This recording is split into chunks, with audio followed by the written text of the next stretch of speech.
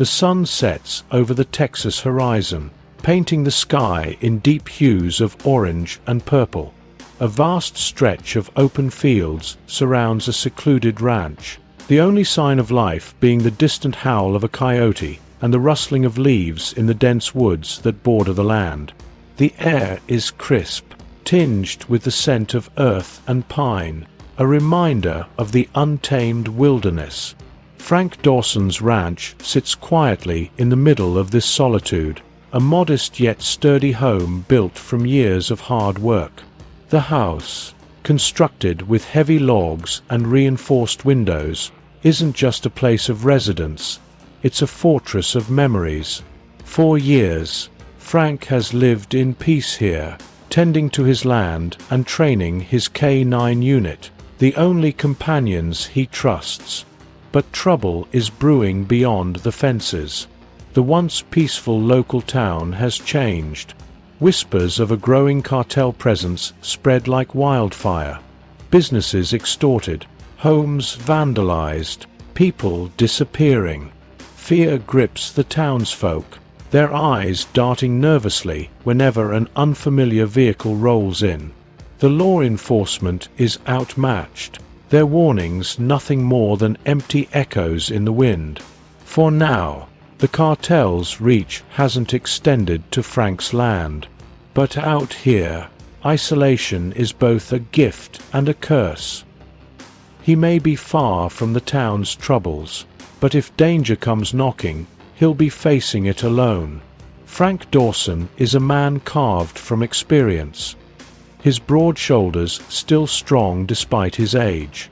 At 68, he moves with precision, his muscles lean from a lifetime of discipline. His piercing blue eyes, sharp as a hawk's, miss nothing, a habit ingrained from years of combat. A retired Green Beret K9 handler, Frank has seen things most men wouldn't dare imagine. From tracking high-value targets in the Middle East to conducting hostage rescues deep behind enemy lines. He spent his life training and fighting alongside elite military dogs. These weren't just pets, they were soldiers, warriors trained to detect danger before it even arrived. Now, his ranch is home to the only family he has left, his dogs. Ghost, a Belgian Malinois with unmatched speed and intelligence, is his shadow, always by his side. Titan, a German shepherd built like a tank, is the protector. His mere presence enough to send a warning. Together, they form an unbreakable bond, a team that still operates with military precision. But Frank's life wasn't always about war. This ranch was supposed to be a dream, a place he and his late wife, Sarah, built together, hoping to spend their golden years away from the chaos of the world. Sarah's touch is still visible in the flower beds by the porch, in the rocking chair that remains untouched since she passed. Her absence is a wound that never truly healed. Frank had promised her peace. But some wars find you, whether you seek them or not. The first signs of trouble came as whispers. The once busy local diner now empties out early, business owners locking their doors before sunset. Storefronts bear the marks of intimidation. Broken windows, spray-painted warnings. People speak in hushed voices, afraid of who might be listening. Stories spread. How a local mechanic refused to pay protection money and was later found beaten within an inch of his life. A farmer who stood up to them had his barn burned down in the dead of night. Those who resisted suffered consequences, and those who complied lived in fear of the next demand. The sheriff, a man Frank once respected, has been reduced to a powerless observer, underfunded and outgunned. His department is no match for the well-armed cartel enforcers who now patrol the town like they own it. Frank hears the stories but keeps to himself. He's fought enough battles in his life. This isn't his fight. But that changes the moment the danger steps onto his land. It starts with small things. Late one night, Ghost's growl wakes Frank. He grabs his rifle and steps onto the porch, scanning the darkness. The wind howls through the trees, but something is off. His instincts tell him he isn't alone. In the morning, he finds evidence, fresh tracks near the fence line, the gate slightly ajar, and a section of barbed wire cleanly cut. Someone had been here, testing his security. Days later, a black SUV with tinted windows is spotted idling down the road. It doesn't belong to any of his neighbors. The men inside don't get out, don't approach, but they watch. And Frank watches right back. The next night, more disturbances. Ghost barks wildly at the tree-line. Titan stands alert, ears perked. Frank steps out with his shotgun, scanning the area, but the intruders are gone before he can engage. They're probing, testing his response. Frank doesn't rattle easily, but he knows exactly what's happening. This is reconnaissance. Whoever they are, they're assessing his routines, measuring his level of threat. And if they think he's just some old man living alone, they've made a grave mistake. Frank soon learns why they're interested in his property. The cartel isn't just looking for more territory. They need a reliable smuggling route. His ranch, with its strategic location and miles of open land, is the perfect passage for trafficking drugs and weapons. When a group of cartel enforcers finally shows up at his front gate, they come with an offer. A veiled threat wrapped in honeyed words. "You got a nice place here, viejo. We could make it worth your while if you let us use a little space." Frank doesn't hesitate. Not interested. Their smiles don't reach their eyes. "Think about it. We'll be back." Frank already has his answer. He's not selling. He's not cooperating. And he sure as hell isn't afraid. But what he doesn't realize is that this isn't a negotiation. It's an ultimatum. And by refusing, he's just signed himself up for a war. It starts with something small, too small for most to notice. But Frank isn't most people. One morning, as he makes his usual rounds of the property, he spots something out of place. Near the barn, tucked just under a pile of loose hay, is a spray-painted message on a wooden board. Red letters, sloppily scrawled but clear enough to send a warning. "Get out while you can." Frank doesn't react. Not outwardly. He's seen this kind of intimidation before. Small, subtle threats meant to get inside a person's head. But Frank's head isn't a place for fear. Ghost growls, ears pointed toward the tree-line. Titan, his more silent partner, paces near the fence, his nose twitching. Frank follows their gaze and sees faint tracks leading away from his land. Multiple footprints, scattered in a way that suggests a quick retreat. Someone had been watching, and when the dogs caught wind of them, they ran. Later that evening, Frank makes another discovery. A plastic-wrapped brick buried near the old well. He cuts it open. White powder. Cocaine. The cartel had left it there, maybe as part of their operation, maybe as bait to get him tangled in their world. Either way, he knows exactly what to do. With steady hands, Frank lights a match and watches the drugs go up in flames. The cartel had made their first move. Now, it was his turn. The next day, an old, dusty cruiser pulls up Frank's dirt road. Sheriff Tom Grady steps out, a man in his mid-50s, wearing the weight of too many battles lost. His uniform is faded, his holster worn, and his eyes are tired. "Frank," he sighs, pulling his hat off. "We need to talk." They sit on the porch, the sun casting long shadows over the land. "You know what's happening in town," Tom starts. "These people, they don't play by the rules. They don't fight fair." Frank nods but says nothing. Tom hesitates, then lowers his voice. "They've been asking about you." "They?" Frank finally speaks. Tom leans forward. "Cartel enforcers. They run things now. And they don't like it when someone burns their product." His eyes flicker toward the smoldering remnants of the cocaine. "I'm guessing you had something to do with that." Frank doesn't answer, but the sheriff takes his silence as confirmation. "I'm telling you this as a friend," Tom continues. "They're watching you. The town's scared, Frank. Hell, my own deputies don't even want to go near this mess. And he pauses.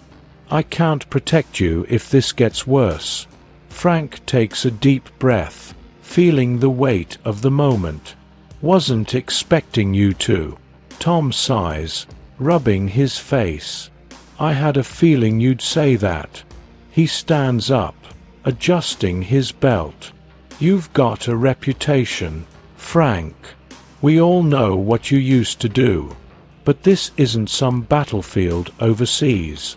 It's different now." Frank looks out over his land. "Not to me." Tom shakes his head, already knowing there's no talking him out of it. "Just be careful." As the sheriff drives away, Frank watches the dust settle. He knows the warning isn't just for show. The cartel is coming, and he'll be ready. Frank walks into his old storage shed and unlocks a heavy steel trunk.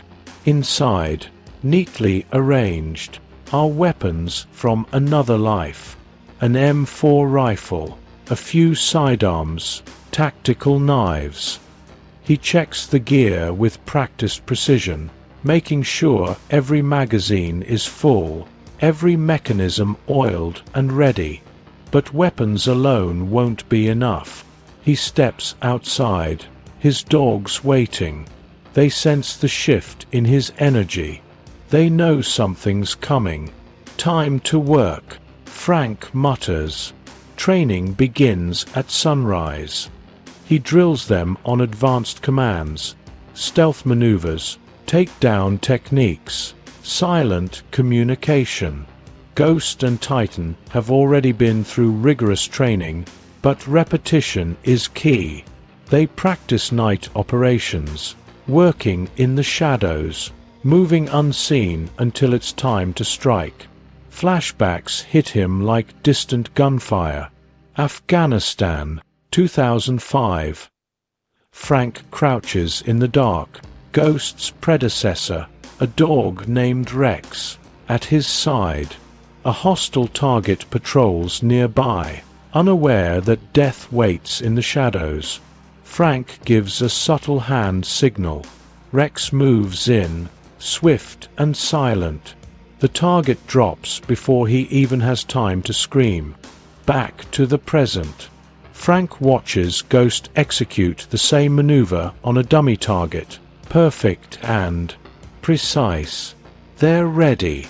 But is it enough? Night falls, bringing an eerie stillness. Then, the power goes out. Frank doesn't flinch. He expected this. He moves through the dark, night vision goggles slipping over his eyes. The security cameras are dead, but that was inevitable. He still has his best defense, his instincts and his dogs. A distant rustling in the trees. Movement in the shadows. Titan lets out a low growl, his muscles tense. Ghost stays still, awaiting Frank's command. Then, Gunfire. A warning shot, aimed at the house. A voice calls out from the darkness. "Viejo, we warned you."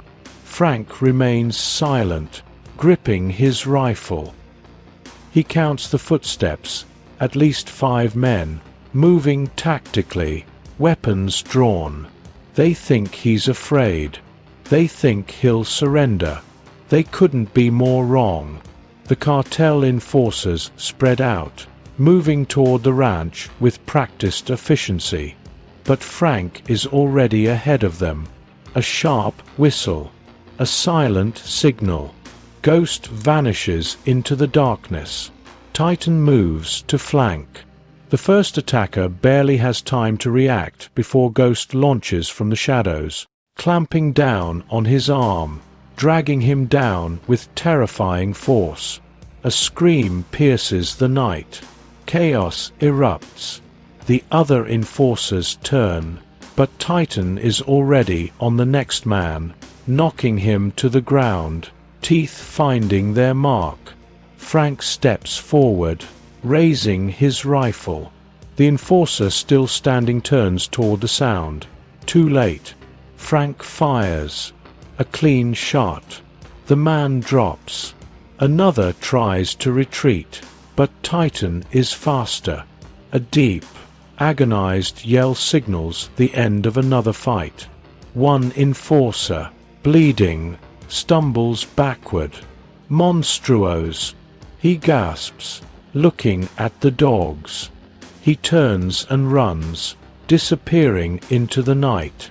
Frank doesn't chase. He lets him go. He wants him to run, because that man will deliver a message. The old veteran isn't an easy target, and if the cartel wants a war, they just found the wrong opponent. The night air is thick with tension. Frank stands on his porch, eyes scanning the tree line. He knows they'll be back, and this time, they won't be testing him. They'll be trying to kill him. Then, the distant rumble of engines. Headlights flicker between the trees. Multiple vehicles. SUVs, pickup trucks, their beds packed with armed men. The cartel isn't holding back. Frank takes a slow breath. He's faced worse. Suddenly, boom! A fiery explosion erupts near the barn. A flashbang, meant to disorient. Gunfire follows, tearing through the ranch like a thunderstorm of bullets. They're trying to flush him out, overwhelm him with sheer firepower. But Frank isn't a man who runs. He slips into the shadows, rifle in hand, mind working fast. They think they're the hunters. They don't realize they've walked into his hunting ground. The cartel soldiers move in, sweeping the property in groups. Their mistake. Frank watches them from an elevated position near the barn, suppressor attached to his rifle. He waits until one man steps too far from his cover. One clean shot. The body drops silently. The others don't notice until it's too late. A whistle. Ghost and Titan explode from the darkness, striking in perfect unison. The first cartel soldier doesn't even scream. Ghost's teeth sink deep into his throat, silencing him instantly. Titan rips the weapon from another man's hands, taking him down with brutal efficiency. Panic spreads among the attackers. This was supposed to be an easy kill, but Frank is using the land against them, corralling them into choke points, cutting off their escape routes. Every tree, every trench, every dark corner is his ally. More gunfire, more screams. The cartel forces are falling, one by one. Frank reloads. He's not done yet. Then, a new sound. A slow, deliberate set of footsteps crunching over gravel. A tall figure emerges from the darkness. walking with the arrogance of a man who's never lost a fight. Ramon El Lobo Ortega, the cartel lieutenant, the one calling the shots. He surveys the carnage, his face unreadable, his men dead or dying, his attack a failure. But he doesn't seem angry. He smirks. Impressive, viejo. His voice is calm, almost amused. Frank steps forward, rifle raised. You picked the wrong place. Ortega chuckles, tossing his own rifle to the ground. You think this is over? You think you've won? He rolls up his sleeves, revealing tattooed forearms. I didn't come here to fight like a soldier. I came to break you. Frank narrows his eyes. Ortega cracks his knuckles. Let's see what this old man can do. Frank knows this fight isn't about strength. It's about survival. Ortega lunges, fast for a man his size. Frank dodges, using his experience over brute force. He counters with a precise strike to Ortega's ribs, forcing him back. The cartel leader growls. Not bad. He attacks again, throwing heavy punches. Frank absorbs some, but he's not as young as he used to be. He staggers back. Ortega smiles. Getting tired, viejo? But Frank isn't out of tricks. A flicker of movement behind Ortega, Ghost and Titan, waiting for the signal. Frank smirks. Not yet. A single whistle. The dogs attack. Ghost clamps onto Ortega's arm, while Titan goes for the legs. Ortega howls in pain, struggling to shake them off. Frank takes his chance. A knife appears in his hand. Quick, precise. One deep slash across the throat. Ortega stumbles, gasping, blood spilling down his chest. He looks at Frank with wide, disbelieving eyes. You were supposed to be just an old man. Frank steps back, watching Ortega fall to his knees. The cartel leader chokes one last time, then collapses. Silence. The battle is over. The cartel's grip on this town is shattered. Frank exhales. The war might be done, but he knows peace is never permanent. The sun rises over the ranch, casting long shadows over the battlefield that was once Frank Dawson's quiet home. The smell of gunpowder lingers in the air. Bodies have been removed, but the scars of the fight remain. Bullet holes in the walls, blood stains in the dirt, and the remnants of burned-out vehicles. Word spreads fast in a small town. By mid-morning, a handful of locals cautiously arrive at the ranch. Some come to check on Frank. Others simply want to see for themselves if the rumors are true. At the general store, townsfolk whisper among themselves. They say he took out a whole cartel hit squad. Just him and his dogs. If he could do it, why didn't the sheriff stop them before? You think the cartel is gonna let this slide? The town is torn. Some see Frank as their savior, a man who did what no one else had the courage to do. Others fear that he's only made things worse. Retaliation could come at any moment. Sheriff Cole arrives at the ranch by noon. His face is unreadable as he surveys the damage. He walks up to Frank, who stands by the porch, bandaging Titan's wounded leg. Ghost sits beside him, ears twitching at every movement. The sheriff sighs. You know this ain't over, right? Frank doesn't look up. It is for now. Cole shakes his head. You took out a lieutenant, but there's always another one ready to take his place. These guys don't just let things go. Frank finally meets his gaze. Then let him come. Cole studies him for a moment, then nods. Damn stubborn old man. But there's respect in his voice. He hands Frank a small envelope.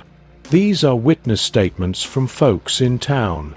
Officially, I didn't see a thing. The cartel attacked your property. You defended yourself. Self-defense. Plain and simple. Frank takes the envelope, understanding the unspoken message.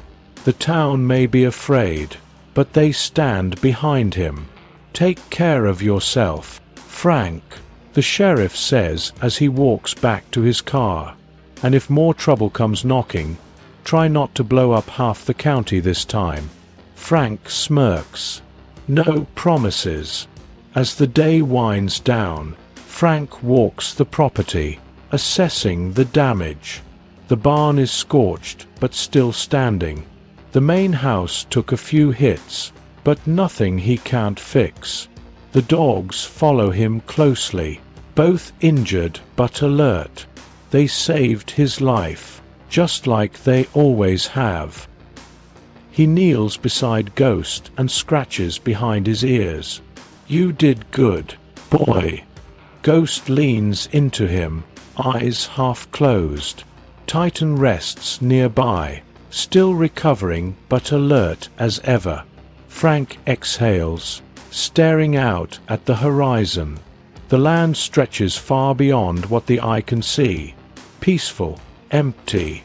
But is it truly peaceful?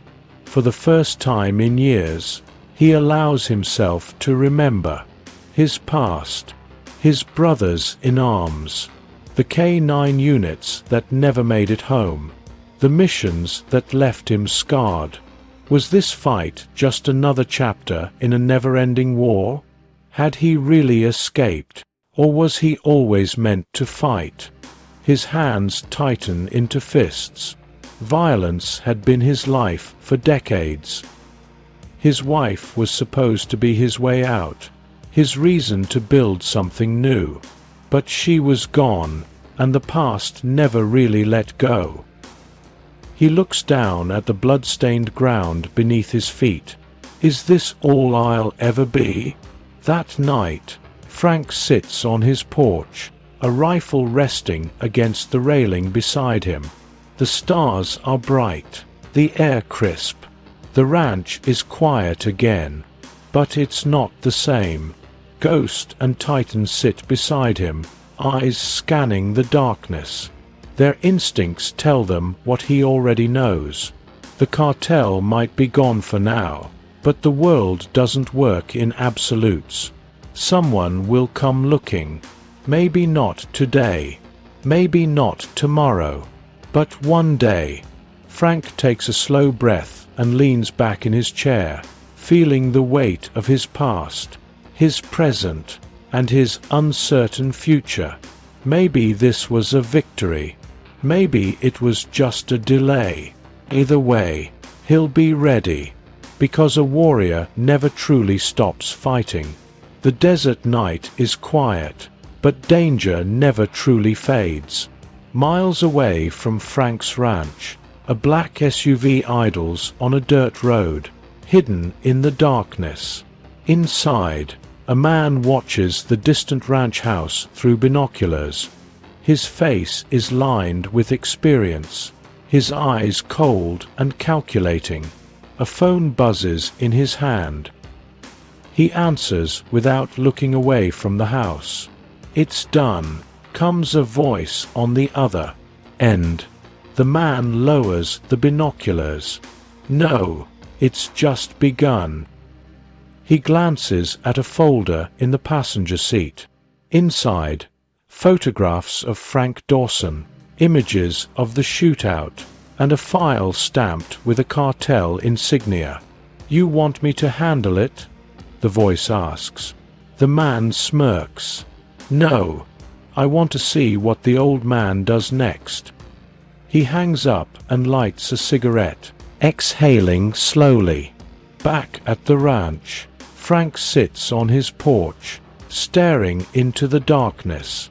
His dogs are tense, their ears twitching. They sense it too. Something's coming. He doesn't know when or who. But one thing is certain, he'll be ready. Because some wars never end.